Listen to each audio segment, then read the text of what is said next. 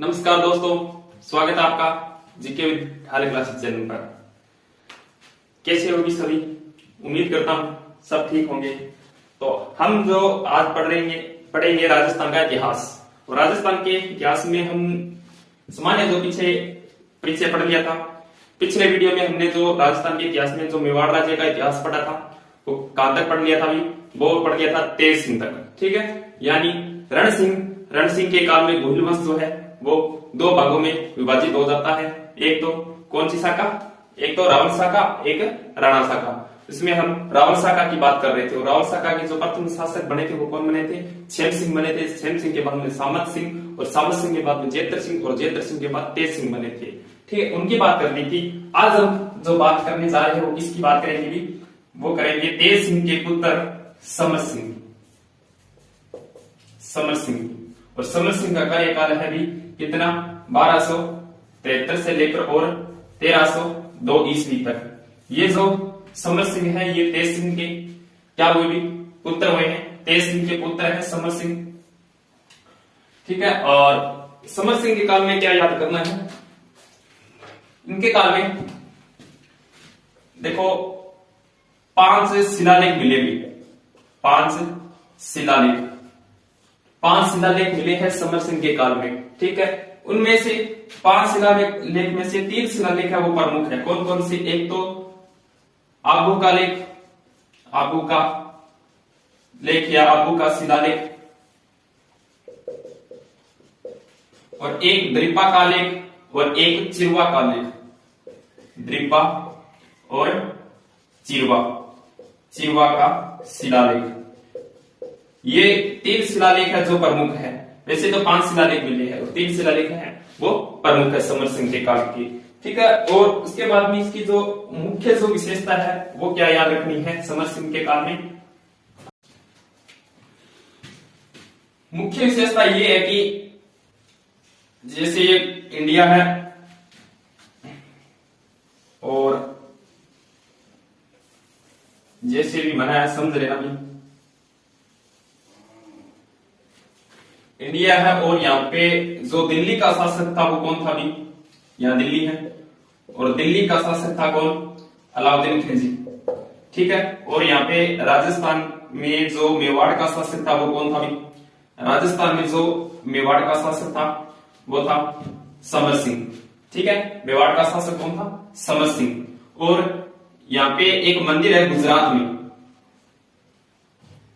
में एक मंदिर, सोमनाथ मंदिर। ठीक है, तो दिल्ली समर सिंह के समय दिल्ली का शासक होता है कौन? अलाउद्दीन खिलजी। और अलाउद्दीन खिलजी के 2 सेनापति कौन? एक तो उलुग खा और एक होता है नुसरत खां।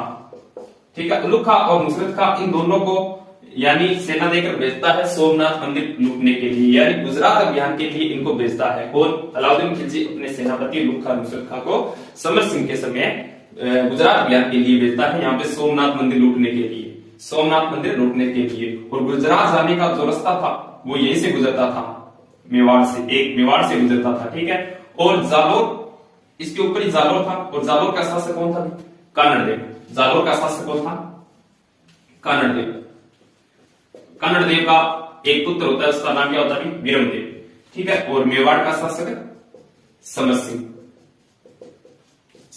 ठीक है, पहले ये जालोर से गुजर रहे थे उलुग खा और नुसरत खां, तो जालोर के शासक कन्नड़देव ने नहीं गुजरने दिया। और जब ये मेवाड़ होकर गुजर रहे थे तो समर सिंह ने भी यहां से नहीं गुजरने दिया। और यहां से गुजरने के लिए समर सिंह ने के लिए भी टैक्स लिया था। क्या लिया था? कर लिया था, यानी टैक्स लिया था। किनसे? अलाउद्दीन खिलजी से टैक्स लिया था। ठीक है, और टैक्स लेने के बाद में यहां से गुजरने दिया। जब उलुग खा और नुसरत खां इस सोमनाथ मंदिर को लूटकर जब ये वापिस जा रहे होते हैं दिल्ली, तो यहां से गुजर रहे थे, तो यहां से इन्होंने समर सिंह और कन्नड़देव दोनों ने इनको वापिस भी यहां से नहीं गुजरने दिया। और यहां से जो इनका जो लूटा हुआ माल था उलुग खा और नुसरत खां का, उस आधा माल को ये रख लिए थे। ठीक है, समर सिंह और कन्नड़देव ने। ठीक है, इन्होंने इस लुटे हुए माल को आधा रख लिया था और उसको वापिस फिर वहां दिल्ली जाने दिया। और ये जो टैक्स वगैरह ये इसने लिए थे समर सिंह ने, और इसके जो आधा जो लुटा हुआ माल है वो भी इन्होंने रख दिया था। वो अब कौन भुगतेगा भी अलाउद्दीन खिलजी बदला तो लेगा, वो किससे लेगा? समर सिंह के पुत्र रतन सिंह से लेगा। क्यों? क्योंकि समर सिंह तो इसका तो कार्यकाल 1302 तक ही होता है, ठीक है, उसकी मृत्यु हो जाती है। उसके बाद में जो चित्तौड़ का या मेवाड़ का जो शासक बनेगा वो कौन बनेगा? रतन सिंह बनेगा। बस इतने की कहानी है, बस याद रखना इसमें कि अलाउद्दीन खिलजी से क्या लिया था? समर सिंह ने टैक्स लिया था, ठीक है, जिस कारण अलाउद्दीन खिलजी चित्तौड़ पर आक्रमण करेगा और एक पद्मिनी का कान होता है जिस कारण वो आक्रमण करता है। अब समर सिंह की मृत्यु के बाद जो नेक्स्ट जो शासक बनेगा वो कौन बनेगा? रतन सिंह बनेगा, रावल रतन सिंह। कौन बनेगा? रावल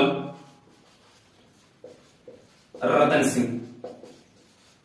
रावल रतन सिंह 1302 से लेकर और 1303 यानी एक साल तक ही इनको कार्य करने यानी शासन करने का मौका मिला था रावल रतन सिंह को। पहली बात ये याद रखनी है रावल रतन सिंह के बारे में कि ये रावल शाखा के अंतिम शासक थे। रावल शाखा के अंतिम शासक थे। एक तो बात ये याद रखनी है कि ये रावल रतन सिंह है ना, ये रावल शाखा के अंतिम शासक थे, ठीक है। और रावल शाखा के बाद में जो अगली जो शाखा यानी कौन सी? राणा शाखा की शुरुआत होती है इनके बाद, ठीक है। एक तो इसके काल में ये याद रखना है। अब रावल रतन सिंह जब मेवाड़ के शासक होते ना, तो इधर सिंहल द्वीप श्रीलंका, सिंहल द्वीप जो श्रीलंका का प्राचीन नाम है, श्रीलंका का प्राचीन नाम है, ठीक है। उस समय भी श्रीलंका का जो शासक था वो कौन था? गंधर्व सेन था। कौन था? गंधर्व सेन। और गंधर्व सेन की एक रानी जिसका नाम क्या था? चंपावती। गंधर्व सेन की एक रानी होती है चंपावती, और इन दोनों की एक पुत्री होती है जिसका नाम क्या होता है? पद्मिनी।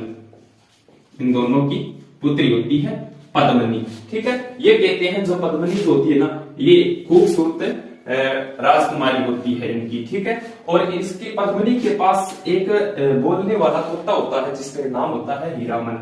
कौन सा? हीरामन नाम का तोता, ठीक है। और ये तोता एक दिन कहते हैं कि पिंजरे से उड़कर और कहां आ गया था? मेवाड़ आ गया था।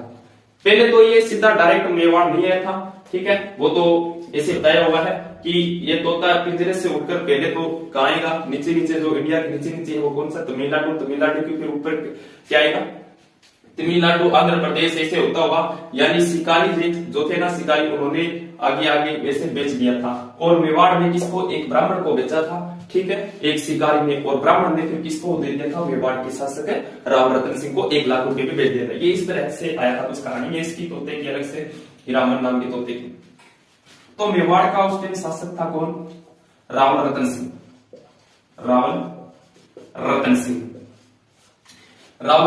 इसने इस तोते को क्या कर लिया था? रख लिया था, ठीक है। और रावल रतन सिंह है ना, इसकी एक रानी थी पहली जो रानी थी उसका नाम था नागमती। क्या नाम था? नागमती। कहते हैं कि नागमती एक दिन क्या कर रही थी? श्रृंगार कर रही थी। और इसने क्या किया? इस तोते से पूछा था कि क्या मेरी जैसी सुंदरी इस संसार में कोई है? तो तोते ने जवाब दिया कि जिस सरोवर में हंस नहीं आया वह बगुला ही हंस कहलाता है। यानी कहने का मतलब इस हीरामन नाम के तोते ने ना, इसने पद्मिनी की क्या की? प्रशंसा की। इसने बताया पद्मिनी के बारे में, ठीक है, कि हमारी रानी है एक कटक श्रीलंका में, ठीक है, और वो खूबसूरत है और संसारिक भी है, गुण रूप उसकी प्रशंसा की। तो रावल रतन सिंह क्या हो गया? उस पर तोते पर मुक्त हो गया। और रावल रतन सिंह यहाँ से मेवाड़ से अपना बुल्ट लेकर और कहा चल पड़ते हैं? सिंहल द्वीप श्रीलंका को चल पड़ते हैं, ठीक है। और यहाँ पहुंचे और सिंहल द्वीप में रोजाना ये क्या करता था? बुल्ट से गेड़ी मारता था, ठीक है, रोजाना गेड़ी मारता था। एक दिन भाई जो श्रीलंका के जो शासक थे कौन? गंधर्व सेन ने पूछा कि भाई क्या बात है, तू यहाँ बार मतलब महल के जो बाहर गेड़िया क्यों मार रहा है इसे? ये साधु के वेश में किया था। तो रावल रतन सिंह ने कहा कि मैं आपकी पुत्री पद्मिनी से क्या करना चाहता हूँ? शादी करना चाहता हूँ। तो सिंहल के जो शासक थे गंधर्व सेन ने पूछा कि आप हो कौन? तो इसने कहा कि मैं मेवाड़ का शासक हूं, मतलब राव रतन सिंह हूं, राव रतन सिंह हूं, मेवाड़ का शासक हूं। तो गंधर्व सेन ने कहा कि तुम मेवाड़ के शासक हो भी नहीं सकते, क्यों? ये साधु के वेश में गया था, ऐसे इसने कपड़े पहन रखे थे। तब इसको कहते हैं कि अंदर बुलाया गया था राव रतन सिंह को, ठीक है, और सारी जानकारी निकाल कर और राव रतन सिंह है, इसका जो विवाह किसके साथ? अपनी पुत्री के साथ कर देता है। कौन? गंधर्व सेन। किसके साथ? पद्मिनी के साथ है। और राव रतन सिंह पद्मिनी के साथ शादी करके और चित्तौड़गढ़ आ जाता है वापिस, यानी मेवाड़ आ जाता है। और पद्मिनी के साथ इसके एक तो चाचा, कौन? चाचा गोरा, और एक इस पद्मिनी का भाई होता है, कौन? बादल। ये दोनों इनके यानी पद्मिनी के साथ आ गए थे भी। और ये जो साथ आए थे ना, इस प्रथा को क्या बोलते हैं? भी इस प्रथा को बोलते हैं औसुंदा। क्या बोल देते हैं? औसुंदा। औसुंदा प्रथा बोलते हैं। यानी पद्मिनी के साथ चाचा गोरा और भाई बादल दोनों साथ आए, पद्मिनी के साथ आए, तो इस प्रथा को क्या बोलते हैं? औसुंदा बोलते हैं भी। क्या बोलते हैं? औसुंदा बोलते हैं। अब कहते हैं कि राव रतन सिंह जी दौड़ाते हैं और ब्राह्मणों को भोजन खिलाते हैं, मतलब पार्टी वगैरह करते हैं। अब जो मेवाड़ के जितने भी सामंत थे और सैनिक थे, वो क्या करते थे? इस पद्मिनी को रोजाना देखता था, ठीक है। और एक इनका जो मंत्री था राव रतन सिंह का एक मंत्री था, जिसका नाम क्या था? भी राघव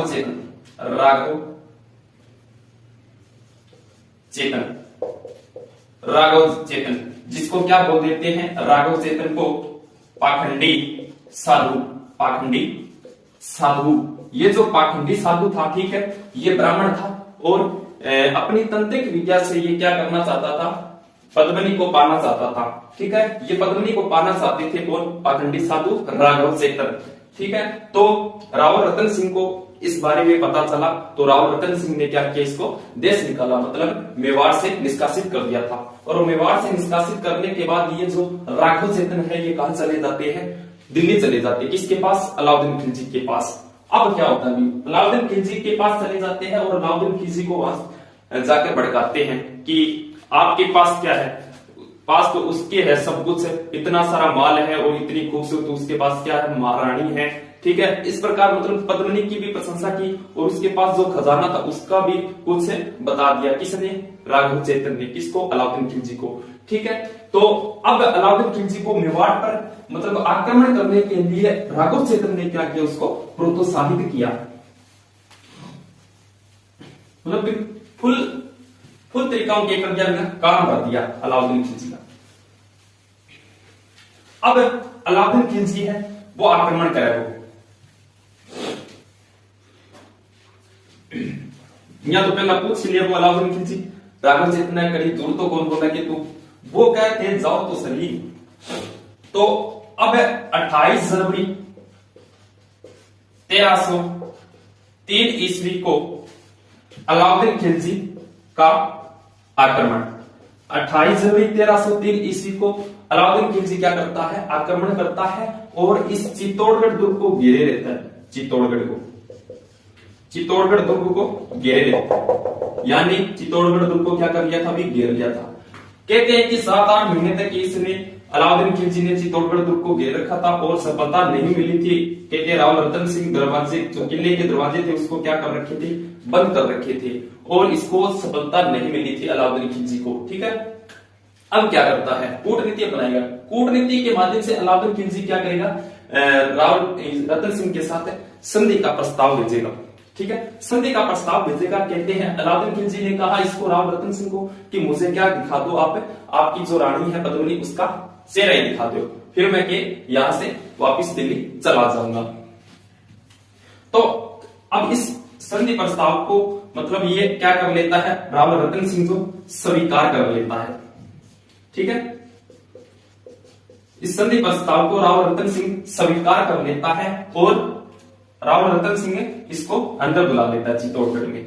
और यहाँ पर कहते हैं अलाउद्दीन खिलजी को खाना वगैरह खिलाकर और उसके बाद में एक दर्पण के माध्यम से इस पद्मिनी का चेहरा दिखाया जाता है, ठीक है। बिल्कुल मतलब थोड़ा सा दिखाया जाता है और जिसके कारण क्या आ जाती है? अलाउद्दीन खिलजी को मतलब गुस्सा आ जाता है। उसके बाद में दिखाने के बाद अब इसको अलाउद्दीन खिलजी को राव रतन सिंह है वो मतलब मुख्य जो दरवाजा होता है ना यहाँ तक छोड़ने आते हैं।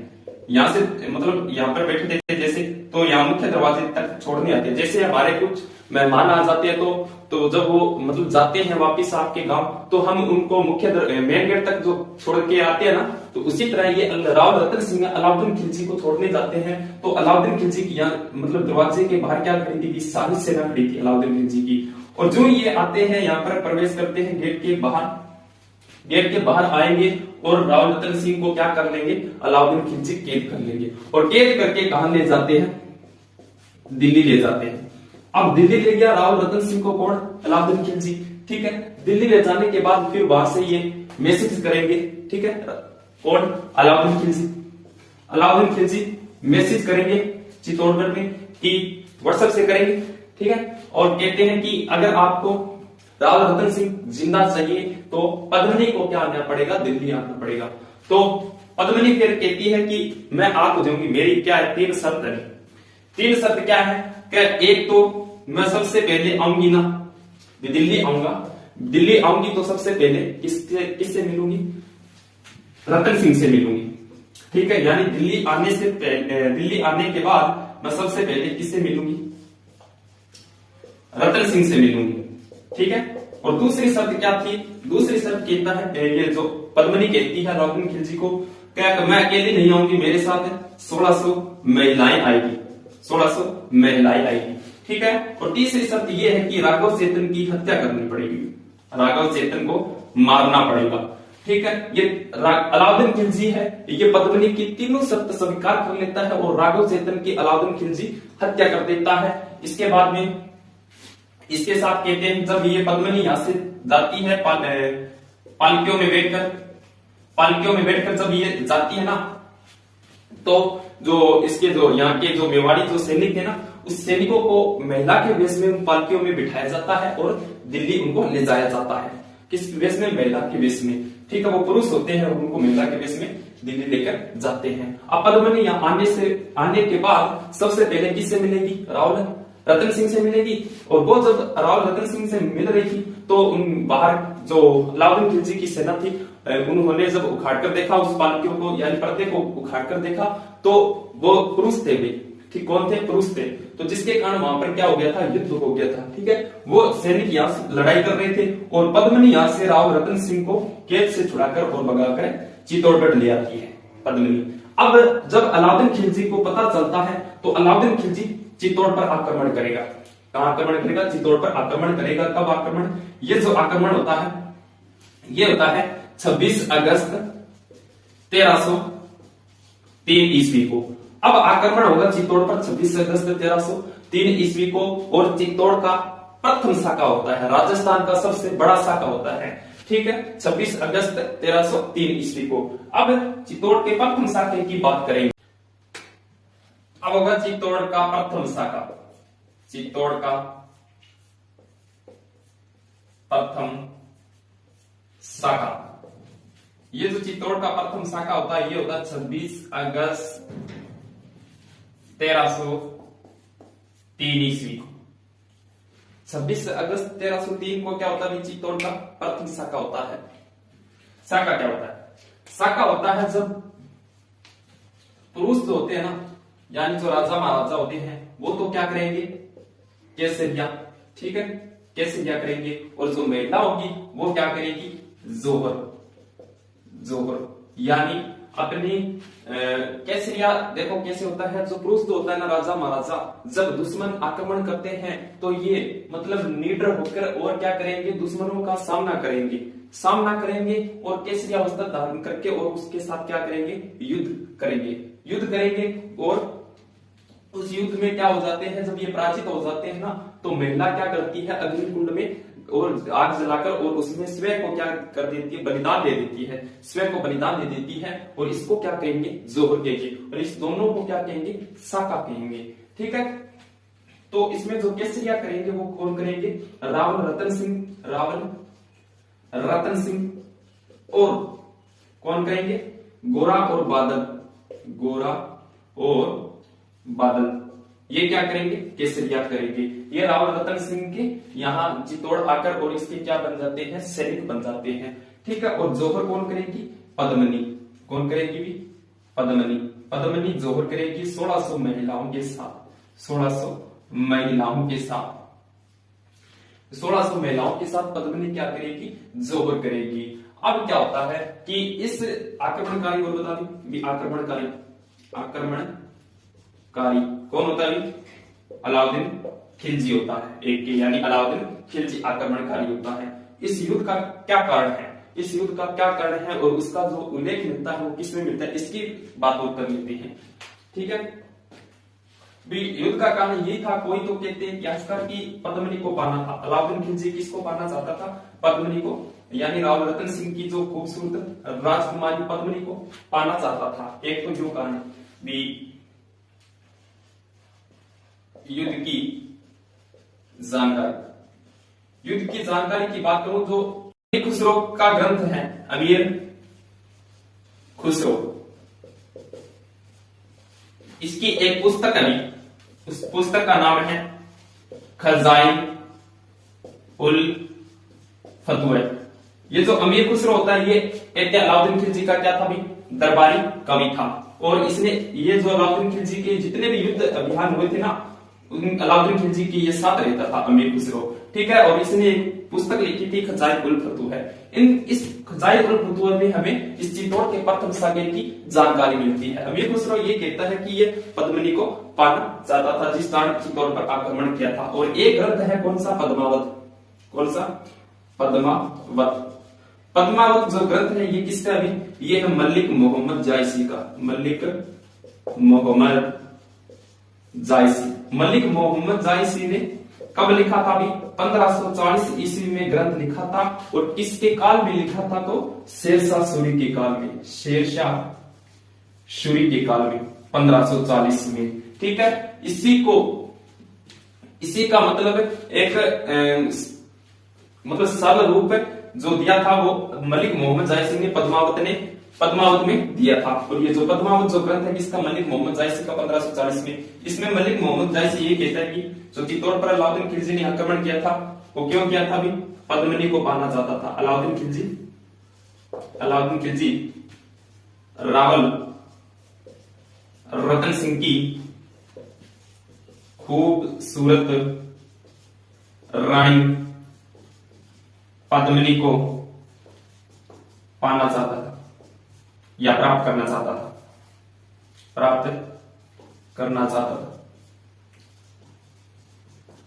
ठीक है, जिस कारण अलाउद्दीन खिलजी ने चित्तौड़ पर आक्रमण किया था। और अब क्या हो जाता है, अलाउद्दीन खिलजी का चित्तौड़ पर अधिकार हो गया। चित्तौड़ पर अधिकार होने के बाद में चित्तौड़गढ़ का नाम क्या रख देता भी, अलाउद्दीन खिलजी है वो चित्तौड़गढ़ का नाम क्या रख देता भी, अपने पुत्र खिजर खां के नाम पर खिजराबाद रख देता है। चित्तौड़ का नाम बदलकर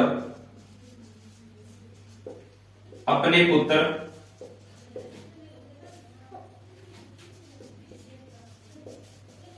खिजर खां के नाम पर खिजराबाद रख दिया। ठीक है, अब चित्तौड़गढ़ का नाम क्या रख दिया, खिजराबाद रख दिया। और इस जो खिजराबाद ये नाम रखा था, ठीक है, चित्तौड़ का नाम खिजराबाद रखा था, इसकी जानकारी किसमें मिलती है भी, चित्तौड़ से एक शिलालेख मिला था दाईबा पीर की दरगाह। कौन सा, दाईबा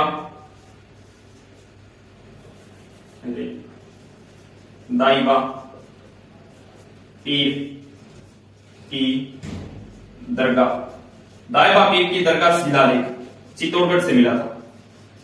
इसमें जानकारी मिलती है कि अलाउद्दीन खिलजी ने चित्तौड़गढ़ का नाम क्या रख दिया था, खिजराबाद रख दिया था अपने पुत्र।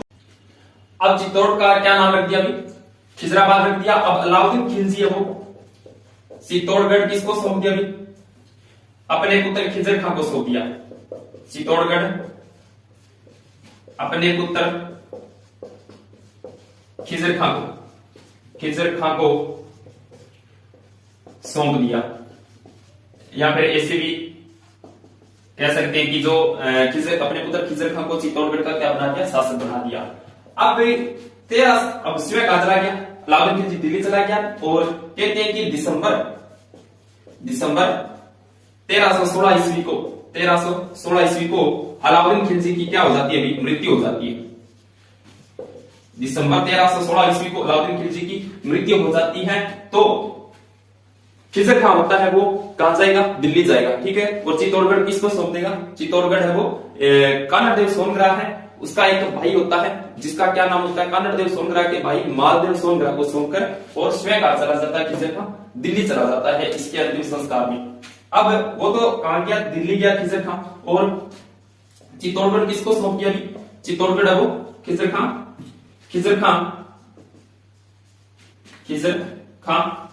चित्तौड़गढ़ कानड़देव के भाई